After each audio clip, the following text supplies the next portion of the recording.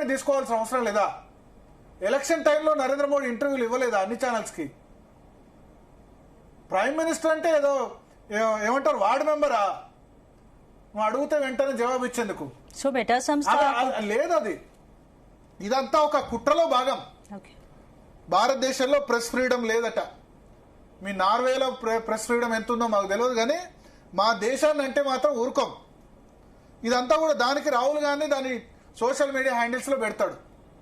ఇదే రాహుల్ గాంధీ ఏంటంటే, నువ్వు దేశంలో ఏమైనా అను బాబు, వేరే దేశాల్లో మన ప్రధాని అవమానిస్తే నీకెందుకు సంతోషం? నిన్ను తిట్టే మీడియా కూడా ఉంది కదా, తిట్టే వాళ్ళని నువ్వు కూడా అంటావు కదా, నువ్వు అంటావు కదా. గోధి మీడియా అని మీరు అంటారు కదా, గోధి మీడియా అని మీరు అంటారు కదా. మరి సో నార్వే జర్నలిస్ట్ అడిగిన ప్రశ్న అంటే మెటా సంస్థ అకౌంట్లు కూడా నార్వే జర్నలిస్ట్ ఇది సస్పెండ్ చేయడం చూస్తే ఆమె పోస్టుల్లో రూల్స్ జర్నలిస్ట్ కాదు యాక్టివిస్ట్. సో ఆమె రూల్స్ జర్నలిస్ట్ అన్నారు. Okay, activist, journalist, activist. Okay, so ఏంటి ఆమె రూల్స్ ఉల్లంఘన జరిగిందని అర్థం చేసుకోవాలి. ఆమె అకౌంట్స్ కూడా prime minister Modi, why don't you take some questions from the freest press in the world అని వెళ్ళిపోయేటప్పుడు ప్రశ్నించి నార్వే ప్రభుత్వం ఆలోచించాలి. ఇటువంటి వాళ్ళని మన దగ్గర ఇట్లా చేస్తే లాగే పడేస్తారు స్పెషల్ ప్రొటెక్షన్ గ్రూప్ వాళ్ళు. వేరే దేశ ప్రధాని మన దగ్గరికి వచ్చి ఇట్లా ఈ విధంగా చేస్తే, తేడాగా బిహేవ్ చేస్తే, అమెరికా అధ్యక్షుడు వేరే వాళ్ళు వచ్చారు, మన జర్నలిస్ట్ ఇట్లా బిహేవ్ చేస్తే ఊరుకుంటారా మన ఎస్పీజీ వాళ్ళు? ఏం ప్రధానమంత్రి నరేంద్ర మోడీ 2024 ఎలక్షన్స్ లో అన్ని ఛానల్స్ కి ఇంటర్వ్యూ ఇవ్వలేదా? 2019 లో ఇవ్వలేదా? వేరే దేశ ప్రెస్ కి ఇంటర్వ్యూ ఇవ్వట్లేదా? ప్రధానమంత్రి అంటే ఏమన్నా వార్డు మెంబరా? ఆయన మొన్న యుఏఈ వెళ్ళి లేకపోతే అక్కడికి వెళ్ళి ఉన్నది 2 అవర్స్ 3 అవర్స్ 5 దేశాలని 5-6 రోజుల్లో తిరుగుతున్నాడు. మీ ఏమైనా అనండి, it's our job to question powers అట.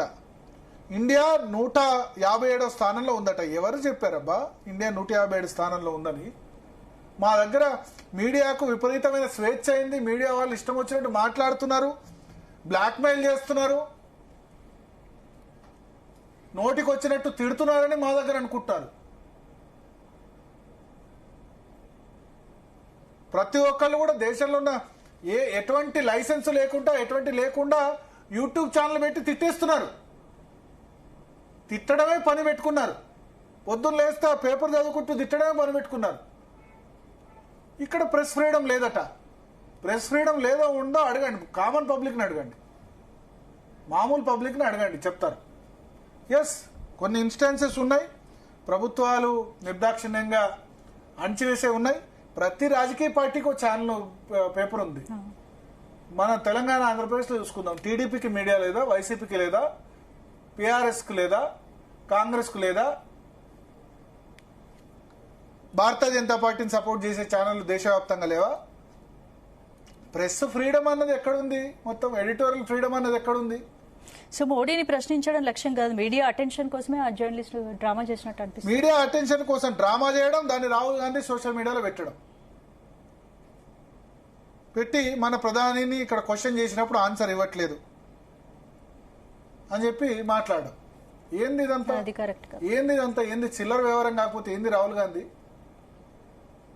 ఎలక్షన్ల మీద ఎలక్షన్లు ఓడిపోతున్నావు, అయినా ఇంకా నీకు ఏమంటారు, ఇంకా కూడా ఎట్లా చేయాలో అర్థం కాలేదా? 3 ఎలక్షన్స్ ఓడిపోయారు మీ నాయకత్వంలో కాంగ్రెస్ పార్టీ. నేను అడుగుతుందా క్వశ్చన్స్? 2014లో ఓడిపోయినారు, 19లో ఓడిపోయినారు, 24లో ఓడిపోయినారు. తెలంగాణలో అధికారంలోకి వచ్చింది రేవంత్ రెడ్డి వల్ల, మీ వల్ల కాదు. కేరళలో కూడా అధికారంలోకి వచ్చింది, అక్కడ ఒకసారి మారితే ఇంకోసారి మారుతారు. రాహుల్ గాంధీని చూసి ఓటేసే వాళ్ళు ఎవరు లేరు. ఐదర్ నరేంద్ర మోడీ, రాహుల్ గాంధీకి కాంగ్రెస్ పార్టీకి పడుతున్న ఓట్లు కూడా నరేంద్ర మోడీకి వ్యతిరేకంగా పడుతున్న ఓట్లు తప్ప ఏం లేదు. ఇంకెన్ని 24 తర్వాత మీరు వారసత్వంగా వచ్చిన అధికారాన్ని వేరే వాళ్ళకి ఇస్తే బాగుపడుతుందేమో ఇంకా కాంగ్రెస్ పార్టీ. ఇప్పుడు రేవంత్ రెడ్డి లాంటి తెలంగాణలో కొత్త లీడర్స్ ఇంకెవరికైనా బాధ్యత అప్పగించినా బాగుంటుందేమో. రాహుల్ గాంధీ మీరు రాష్ట్రంలో ఏమైనా తిట్టండి, నరేంద్ర మోడీతో మీకు ఏమైనా శత్రుత్వం ఉంటో చూసుకోండి, కానీ వేరే దేశాల్లో మన ప్రధాని అవమానించే విధంగా ట్వీట్ చేస్తే, మన ప్రధాని అవమానించే విధంగా సోషల్ మీడియాలో మాట్లాడితే ఆమెను హైలైట్ చేస్తూ ఆమె వచ్చి రాహుల్ గాంధీ ఇంటర్వ్యూ అడుగుతుందట. సో ప్రపంచ నేతలు మోడీకి పెరుగుతున్న ఇమేజ్ ను తట్టుకోలేక ఏం ఇలాంటి చేస్తారు? రాహుల్ propaganda- గాంధీ ఆపోజిషన్ లో అధికారంలో ఉన్నప్పుడు ఇచ్చాడా? ఎంతమందికి ఇచ్చాడు ఇంటర్వ్యూలు?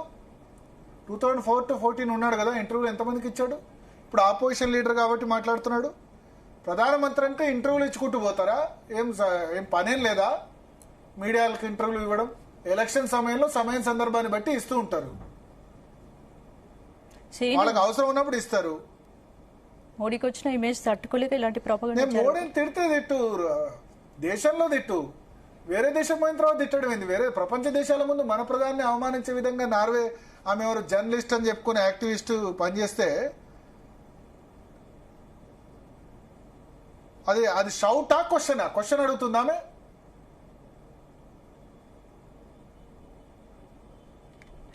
మోడీ అవాయిడ్స్ నార్వే మీడియా అని చెప్పి ఇంకా ఇది చేయడం. అది అసలు ప్రెస్ కాన్ఫరెన్స్ లో ముందు ఒక షెడ్యూల్ ఉంటుంది కదా. ముందు ఏంటంటే జాయింట్ స్టేట్మెంట్ తర్వాత క్వశ్చన్ ఆన్సర్స్ ఉంటాయా లేదా ప్రధానమంత్రులు టైం బట్టి ఉంటుంది, తీసుకునేటప్పుడు తీసుకుంటారు. ప్రెస్ ఫ్రీడమ్ ఇండెక్స్ లో 180 దేశాల్లో 157 స్థానం అట. మా దగ్గర ఉన్న ప్రజలు మాత్రం చాలా మీడియాకు చాలా ఫ్రీడమ్ ఎక్కువైపోయింది అని అనుకుంటారు. రోజు అదే ఉంది కదా జనాల ఫీలింగ్, బ్లాక్ మెయిలింగ్ లాగా అయిపోయింది ప్రెస్ అంటే.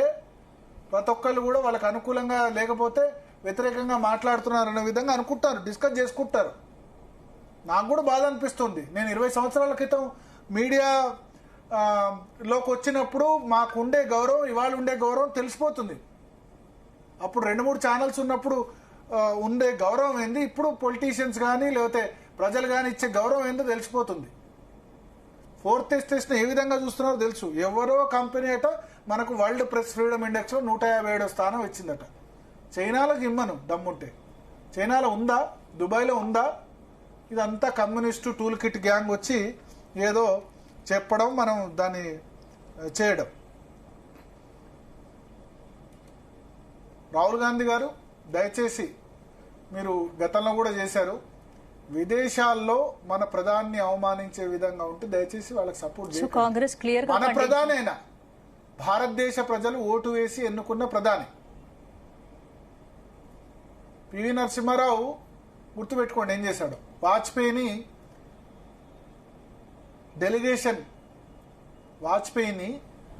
ప్రతిపక్ష నేతగా ఉన్న వాజ్పేయిని పాకిస్తాన్ విషయంలో దౌత్యం గురించి వాజ్పేయిని పంపించాడు కాంగ్రెస్ ప్రైమ్ మినిస్టర్. భారతదేశం బయటకు వెళ్ళినప్పుడు మనం అంతా ఒక్కటన్న వాయిస్ వినిపించాలి. నువ్వే ప్రధాని తిట్టి, అరే నీకు ఓట్లేసేది నార్వే వాళ్ళు కాదు కదా, ఇండియన్స్ కదా, ఇండియాలో తిట్టు. పలచనే విధంగా మాట్లాడదు కదా మన ప్రధాని. మోడీ అంటే హేట్ ఉండొచ్చు, కోపం ఉండొచ్చు, కానీ నువ్వు భారతదేశ ప్రధాని అవమానిస్తున్నావు అక్కడ. ఆ విషయం గుర్తుపెట్టుకోవాలి.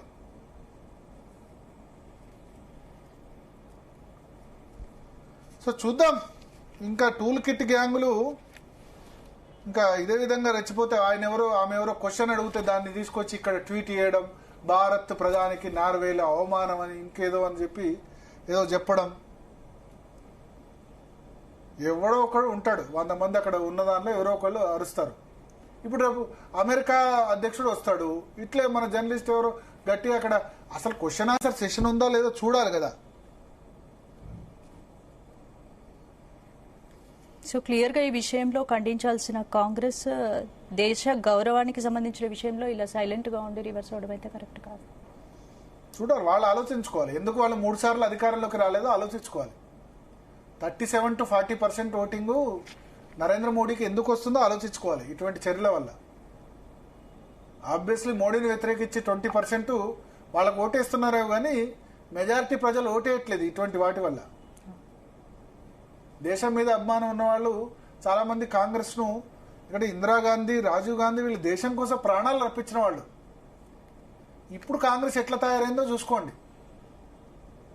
అంతే కదా, ఇందిరాగాంధీ దేశ సమగ్రత కోసం ఆమె పాపం రాహుల్ గాంధీ నాయనమ్మ ప్రాణాలు అర్పించింది. ఎల్టీటీతో ఫైట్ చేసి రాజీవ్ గాంధీ ప్రాణాలు అర్పించారు. ఇప్పుడు కాంగ్రెస్ ఏ విధంగా తయారైందో చూసుకోండి మరి.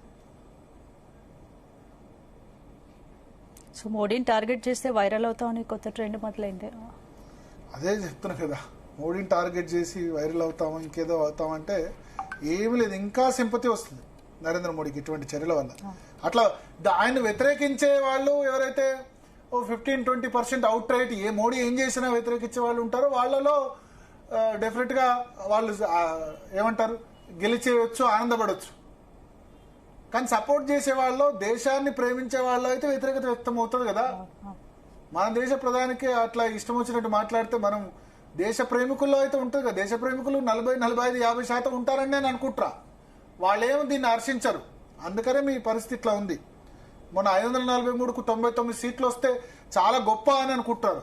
99 3 అటెంప్ట్ల తర్వాత 42, 54, 99 దానికే గొప్ప సాధించేశాడు రాహుల్ గాంధీ అని చెప్పి. తర్వాత మహారాష్ట్ర పోయింది, హర్యానా పోయింది, బీహార్ పోయింది, వెస్ట్ బెంగాల్ పోయింది, అన్నీ పోయినాయి. తమిళనాడు పోయింది, కేరళ ఒకటి గెలిచారు. 4 రాష్ట్రాల్లో అధికారులు ఉన్నారు. 140